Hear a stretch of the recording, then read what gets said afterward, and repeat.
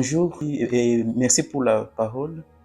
Je suis le docteur Janvier Kondoli, interniste, restant ici à l'hôpital Dr. de Chirir. En cette occasion commémorant la journée mondiale du diabète, je me sens obligé de parler au grand public de le diabète comme maladie, de ses manifestations cliniques, de sa prise en charge, mais aussi des messages en rapport avec la prévention dans notre communauté.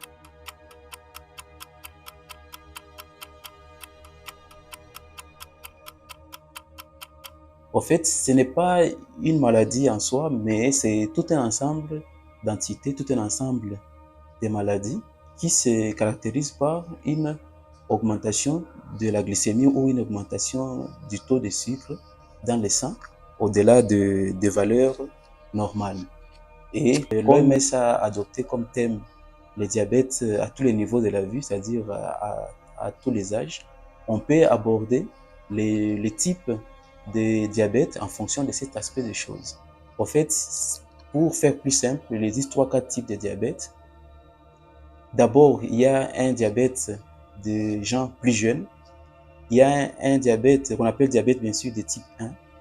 Il y a un diabète des gens plus âgés, vers la quarantaine, qu'on appelle diabète de type 2, et qui souvent s'associe à d'autres entités telles que l'obésité, c'est-à-dire la prise de poids excessive.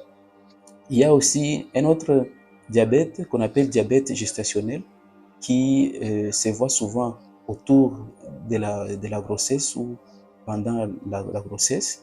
Et si on fait plus simple, il y a un quatrième type de diabète qu'on appelle diabète dans des situations particulières, c'est-à-dire après la prise de certains médicaments ou avec la présence d'autres maladies, telles que les maladies du pancréas, qui est cet organe qui fabrique l'insuline, on va y arriver, ou alors on peut avoir les diabètes associés à d'autres maladies telles que les maladies de la thyroïde, c'est-à-dire les goitres.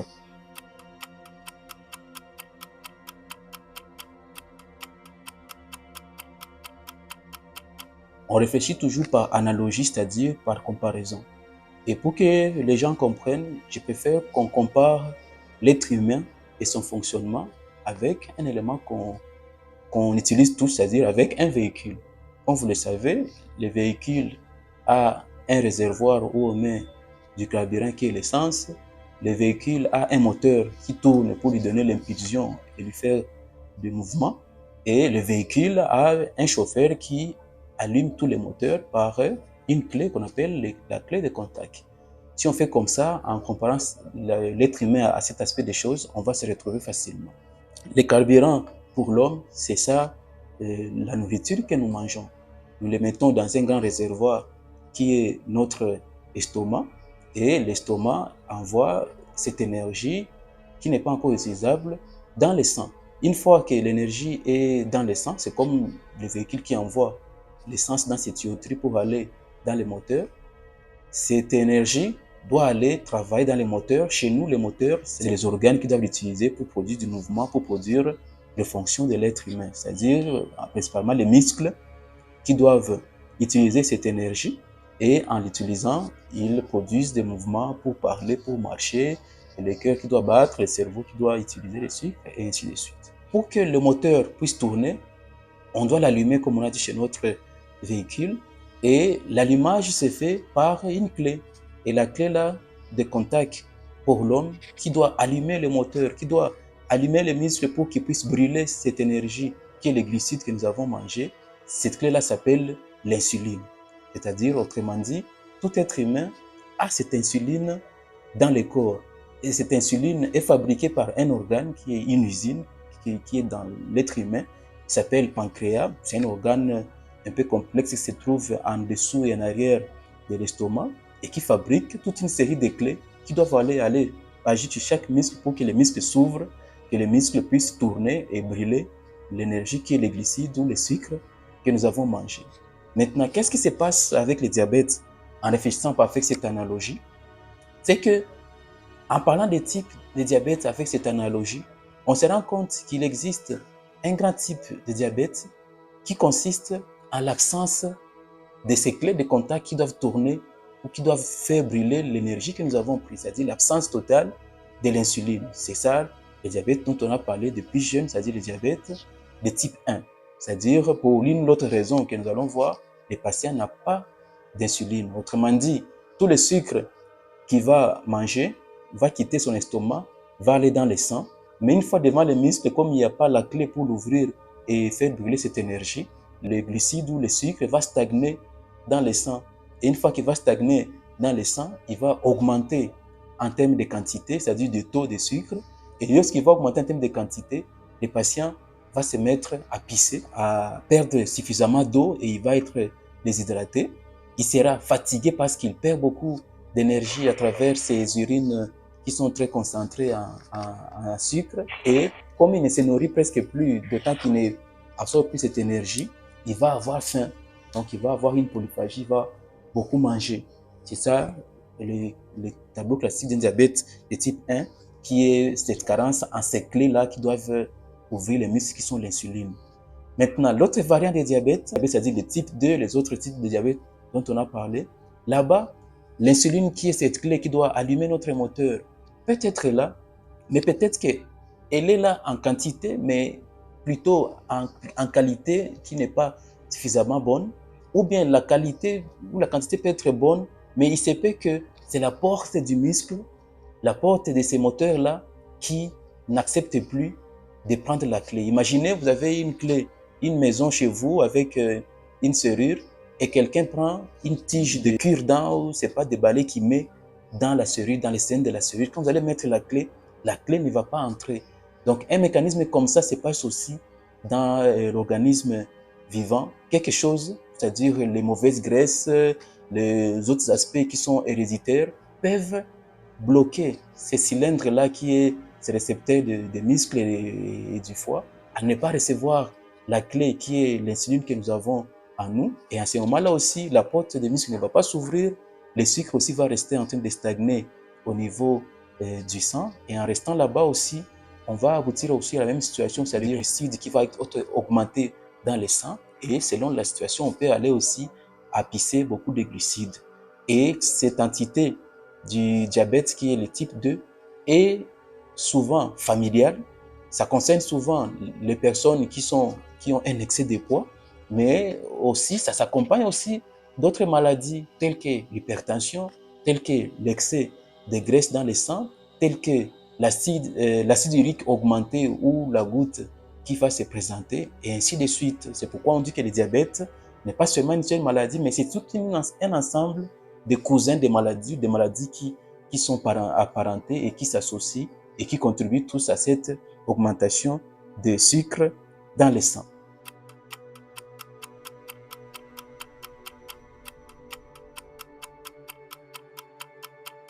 On se réfère d'abord aux signes d'appel, c'est-à-dire aux éléments dont on a parlé.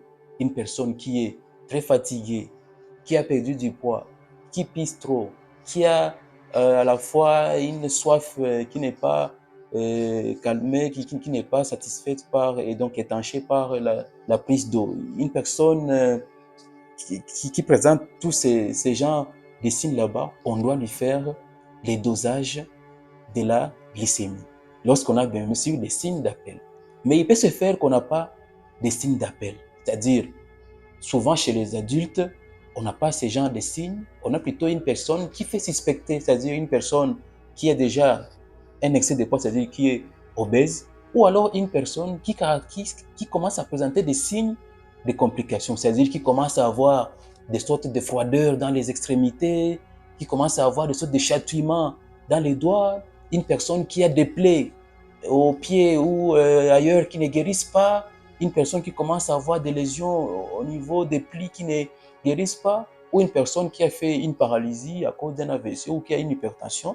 Ces sujets-là sont des sujets qui font suspecter aussi un diabète dans l'ensemble de maladies qui s'y associent. Et sur ces sujets-là, on doit faire ce qu'on appelle un dépistage, c'est-à-dire un dépistage de masse où on appelle des gens qui ont des signes particuliers à faire aussi la glycémie, même s'ils n'ont pas des signes classiques de faire pipi ou d'avoir soif. Les glycémies qu'on peut faire, on peut les faire de plusieurs manières selon le niveau, mais la façon la plus simple, c'est la glycémie à jeun.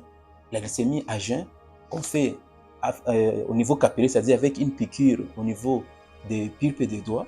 Et cette glycémie-là, c'est fait chez des personnes qui viennent de se réveiller le matin, qui n'ont rien pris, ou alors des personnes qui ont déjà fait 8 heures sans rien manger. Et lorsque cette glycémie à jeun est supérieure à 100, on dit que le sujet devient vraiment très à risque.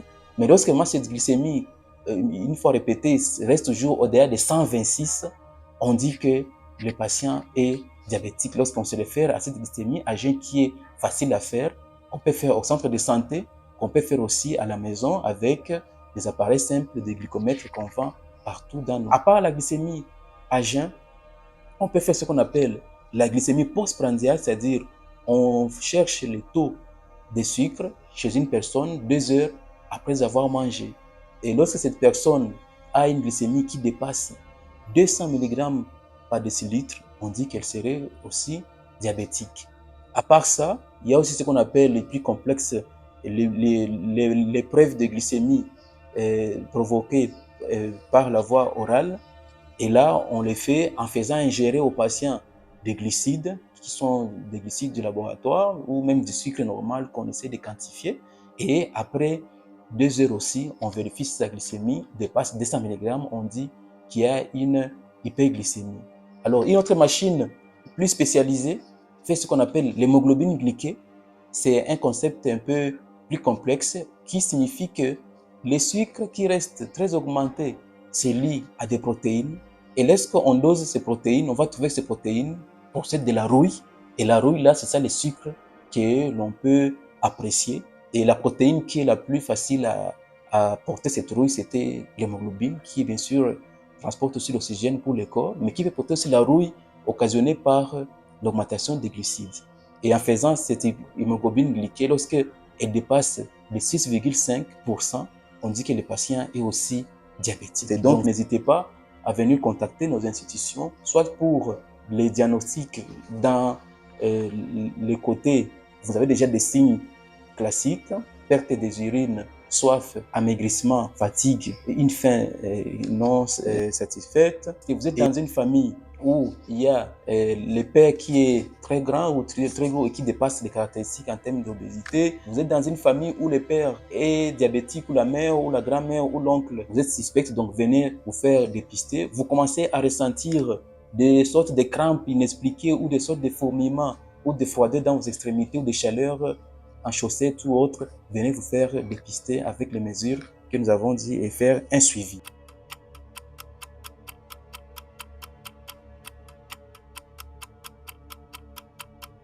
À Chiriri, nous avons tout un panel de personnel soignant qui s'occupe du diabète.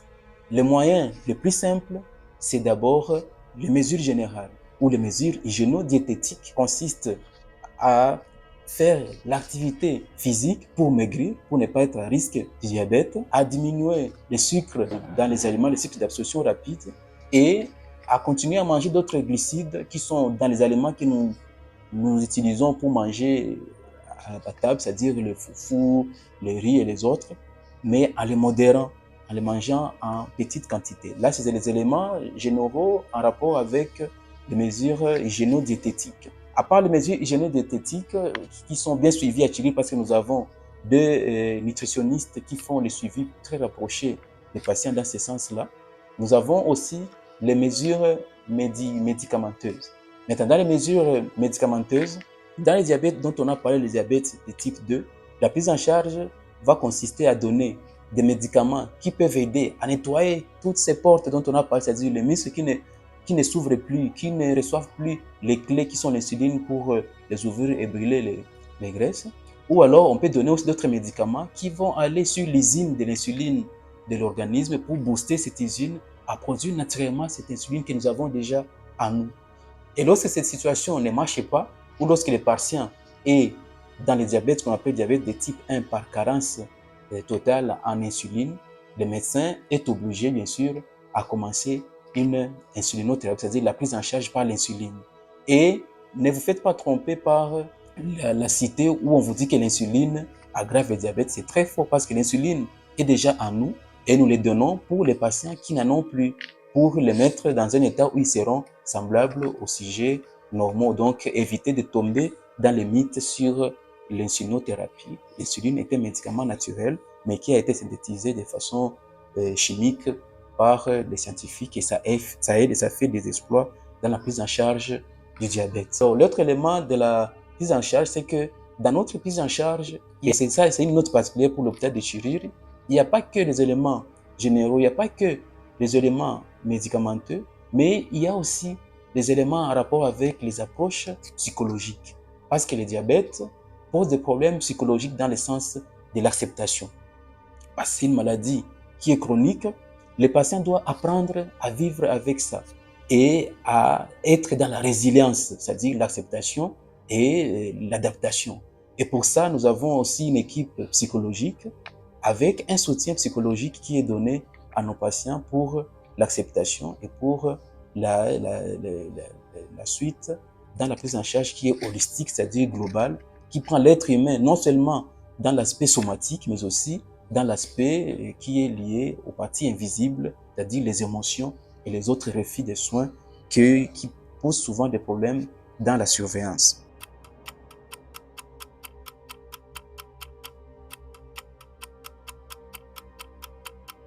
Si la surveillance n'est pas bien faite et que les patients n'adhèrent pas, n'acceptent pas les conseils qu'on lui fait ou se laissent perdre par les mythes ou les mauvaises croyances de la cité, les complications vont s'installer.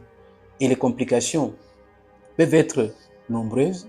Il peut y avoir des complications immédiates qui sont souvent l'hyperglycémie, c'est-à-dire l'augmentation des glucides très rapidement qui affecte le cerveau, qui affecte les autres organes, jusqu'à même à mettre la personne en coma et qui peut même tuer si on n'agit pas.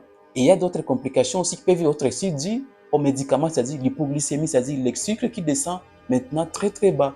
Et ça peut descendre très bas quand le patient n'a pas mangé ou quand il a ingéré de fortes doses de médicaments sans faire des apports d'énergie. Mais aussi, il y a ce qu'on appelle les complications lointaines ou les complications chroniques. Et là, c'est aussi des complications graves qui peuvent tuer, mais aussi lentement. Et pour les retenir facilement, on les aborde de la tête aux pieds ou on les aborde selon qu'ils touchent les petits ou les grands vaisseaux.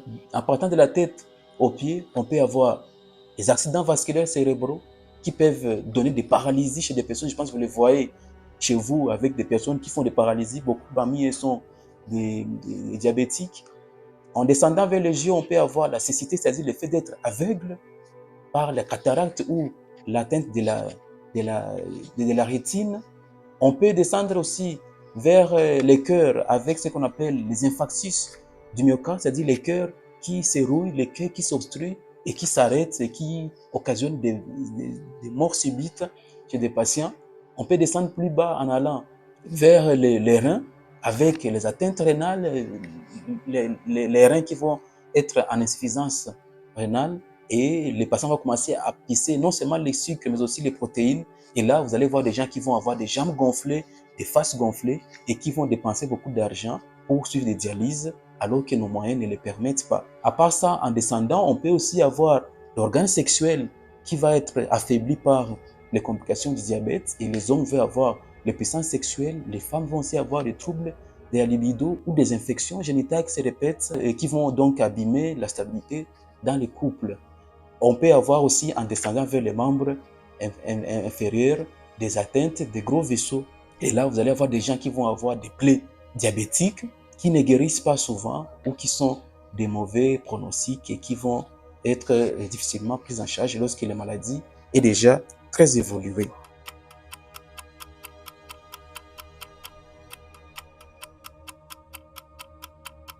On peut retenir que le diabète existe dans notre société et que personne n'est épargné. Que ce soit les enfants, que ce soit les adultes, que ce soit les vieillards, que ce soit les femmes enceintes. Le diabète peut être diagnostiqué dans nos hôpitaux, spécialement ici à Chirure où nous avons toute une équipe bien formée qui prend non seulement les aspects somatiques, c'est-à-dire les aspects liés à la chair, au corps, mais aussi les aspects psychologiques par un psychologue. Le diabète peut être évité par notre façon de vivre. Éviter de manger trop gras, évitez de manger trop sucré, faites l'activité physique et n'hésitez pas à passer pour vous faire dépister.